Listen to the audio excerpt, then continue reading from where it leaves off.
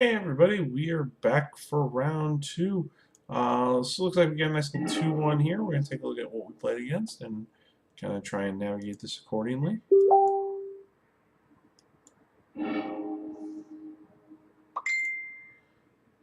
So you can see, uh, sorry about the banner covering up the number of cards our opponent has in hand, their clock. Uh, First time with the banner. But you see we got a couple removal spells, a few lands, pretty keepable hand. In the dark against a random modern deck, most likely creatures. Uh, so we just play a land. Our opponent plays a sleight of hand. So Seachrome Coast sleight of hand. That's screaming ad nauseum, and our hand against ad nauseum is garbage. Um, so I'm just gonna play through our turns. I fetch, put a tapped red green source into play. Nothing else exciting happens on his turn. I play another fetch to fetch. He plays a scry land and scries to the bottom, just looking to try and put his combo together here. Turn 3, I Inquisition. He has Ad Nauseam, Angel's Grace, double spoils the vault. So he has the combo, but slow with just lands. I tried to take Angel's Grace so that he has to spoils to find the other combo piece, and hopefully he dies from the spoils. So we have a couple bolts. We're going to commence the burn plan here. Opponent just keeps playing lands. Scribed at the top here. We just keep drawing lands and playing them. Opponent plays more scry lands, plays the Serum Visions. Nothing really exciting from our opponent's perspective here. We just draw more bad removal spells. I double bolt my opponent, trying to win with the spoils plan. Unfortunately, I don't think we get there in this game. Our opponent suspends Lotus Bloom, which is irrelevant. Plays Seachrome Coast, also irrelevant. Just trying to get there. We finally draw a creature in Tireless Tracker, just to have a guy in play. Play the basic swamp, have a Abrupt Decay, have a Clue to crack. Hope our opponent just doesn't go for it, or hope our opponent doesn't find Angel's Grace. Casts Spoils of the Vault and names Angel's Grace, and we're just hoping for him to take 15, and he takes 9, finds Angel's Grace, and kills us next turn. I'll kind of zoom to the end here. And we'll take a look. And I just conceded. I didn't want to sit through the entire Angel's Grace combo. I failed to actually sit and watch the combo and figure out what his kill condition is. I just assumed he has the 2 kill conditions, Lab Man and Lightning Storm. So, taking an L in game 1. And we're going to try and win game 2. So we're on the play. This hand is great. It has Disruption Spell, Turn 3 Tireless Tracker, Ancient Grudge to beat up on his Pentad Prisms and his Lotus Blooms. This Liliana is a miserable magic card, and it could be like the 2 of clubs, and I would still be happy with it. But it's just kind of along for the ride. But his hand's great. Opponent mulligans to 6. Mulligans to 5. Opponent obviously mulliganing to try and find a white ley line. And succeeds. So our discard plan is a little rough, so we're just going to lead on Raging Ravine, so we have no reason to try and discard spell him. He's just playing Scryland, Scry at the bottom. He obviously doesn't have a lot of resources here, so we're just trying to get onto the battlefield as quickly as possible, which is turn 3 with the Tireless Tracker. We draw another discard spell, which is basically a banana. We're going to break our fetch for a black-green land. Plays Sleight of Hand, takes one of the 2 cards, fails to find a second land. So it's giving us some time to catch up. We put our black-green land into play, and we just windmill slam our turn 3 Tireless Tracker. Abrupt Kill will be pretty good against any Pentad Prism effect. We already had Ancient Grudge. This will kill Phyrexian Unlife, which is relevant in these matchups if they just try and unlife you and protect themselves with it.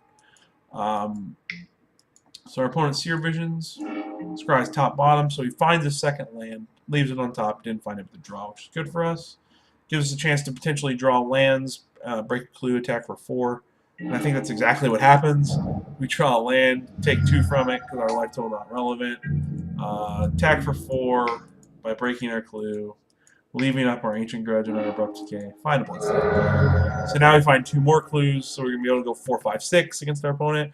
Actually, we're going to, or if we just want to do it all at once, we can just go 4, 5, 6, or 4 into 6 and have a 6 power guy. It doesn't change the clock particularly any, unless our opponent takes 4 damage somewhere along the line, which they would have to do with like lightning bolts. So, which we can't do because he has a ley line. So, I think I just go for 6 here.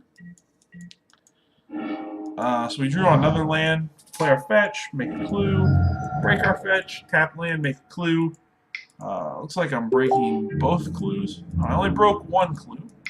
So I attack for 5 to be able to kill a generic item. Temple Deceit gives him a scry. He's finding lands. But this is the turn where we get to kind of blow our opponent out of the water. We drew one of the 2 Maelstrom Pulses. We get to play a fetch land, make a second and third clue. Maelstrom Pulse, the ley line, hit him with double discard spells. We start with Inquisition, and we take Angel's Grace. So he has 2 pieces with that Nauseam. We take the Angel's Grace because Angel's Grace lets him live another turn for sure. On life, we have an Abrupt Decay to match up to, and so we're just going to kill it when he goes to 0. If he didn't have the Unlife, or if we didn't have the Abrupt Decay, we take the Unlife. So we take the Angel's Grace, and then I Thought Seize and take the Ad Nauseam. That way he has to find the least redundant piece, which is Ad Nauseam. So he hits land number 4 and casts Phyrexian Unlife. And my plan is just to make some clues and beat down as much as I can and kill our opponent that way. Instead of sandbagging the Abrupt Decay, I just kill the Unlife straight up and leave him with nothing. You know, he's at 6. We're going to attack for 6. That's it. So, let's go to game 3. Alright, and we're back for game 3. So, opponent is on the play. We see a hand that is stone dead to white ley line. But if he doesn't have white ley line, it's great. It has 2 duresses to be able to take Ad Nauseam, and Inquisition to also disrupt. This is exactly what we're looking for in this deck, and hoping our opponent doesn't have white ley line.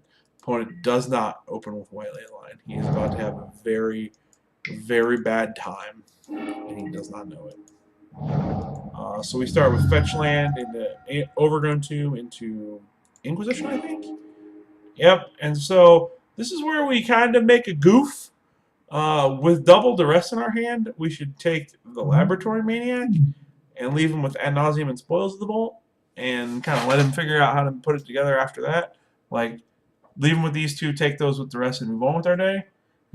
Instead, we take the Spoils and then have not much to hit with our duress. Womp womp. So we just play Tarmogoyf as a 3/4. And our opponent plays Laboratory Maniac, or Phyrexian Unlife. So we're going to try and race the Phyrexian Unlife.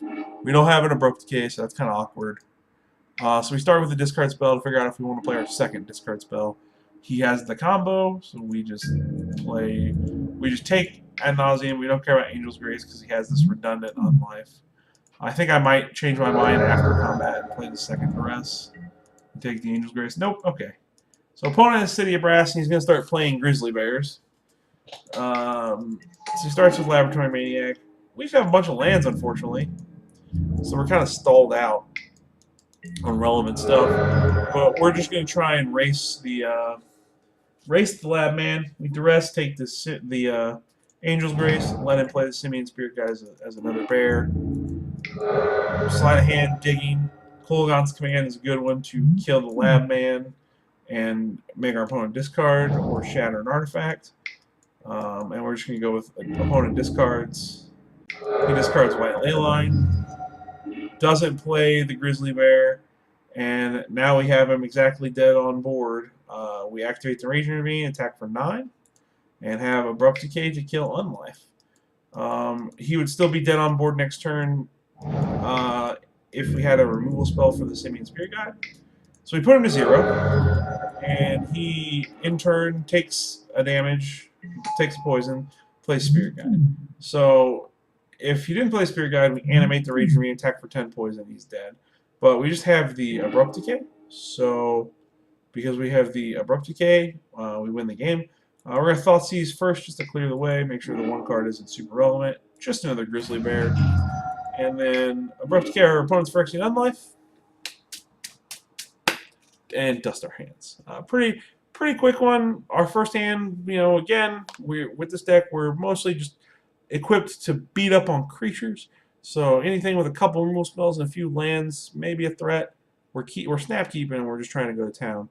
And that's what we did with our game one hand, and we were playing against Ad Nauseam, so our hand was hot garbage. We did give ourselves a line with double bolt to be able to say, well, if you take 14 from your spoils, you lose. If not, you win, and that's fine. So we lose. And that's kind of how that went down. We lost game one and took the other two on the back of our solid sideboard cards. I suppose I should talk about the sideboard. Well, we obviously boarded in the dresses. We boarded in the slaughter games. We boarded in the ancient grudges and the abrupt decay. We boarded out the fatal pushes, the Obnixilus, the damnation, the Thragtusk, the seasons pass, the Olivia, and a couple terminates. So the things we brought in, the Chandra and the Obstinate Baloth, just as lower to the ground or different cards. Like Chandra replaced this, Obstinate Baloth replaced this because it had a little life gain attached to it, and then the rest of the anti-combo cards came in. So pretty straightforward. We'll see you back here for match number 3.